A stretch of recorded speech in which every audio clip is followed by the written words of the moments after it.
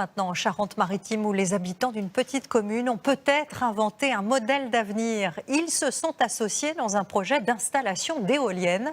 Les premières pales sont arrivées il y a quelques jours, non sans une certaine émotion. Des citoyens qui ont l'impression de faire avancer les choses. Yaël Chambon et Christophe Brousseau.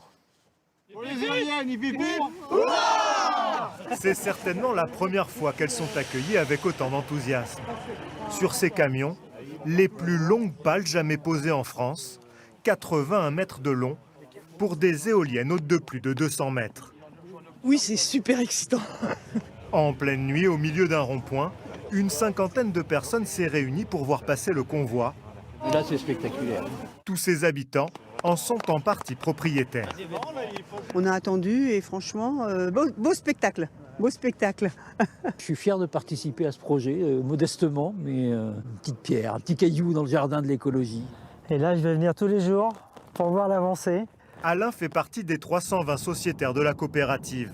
Avec sa femme, ils ont investi 3 000 € dans ces éoliennes. Si on a investi ici, c'est pas pour gagner de l'argent. C'est pour aider à la transition énergétique, pour faire de l'énergie décarbonée.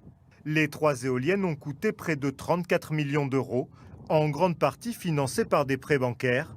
La vente de l'électricité produite rapportera plus de 3 millions d'euros par an. Donc ils vont finir de décharger ces 3 pales et ensuite ils vont probablement reprendre le montage donc de la deuxième section de tour. Avec les habitants associés au projet, aucun recours juridique n'a été déposé. Une première pour le développeur éolien en charge du chantier. C'est très rare qu'il y ait des projets sans recours. En général, on est plus sur de l'ordre de la dizaine d'années pour sortir un projet éolien. Quasiment le double. Quasiment, ouais. Un gain de temps pour accélérer la transition énergétique.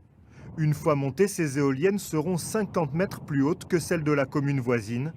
La coopérative investira aussi 62 000 € par an pour l'isolation des bâtiments. Les projets éoliens, en règle générale, sont effectivement très rentables. L'intérêt pour nous, coopératif, c'est que cette rentabilité, on la redistribue en fait. Voilà. On la redistribue au niveau du territoire.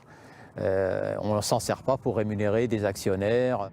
Tous les citoyens qui le souhaitent peuvent encore devenir sociétaires de ces éoliennes.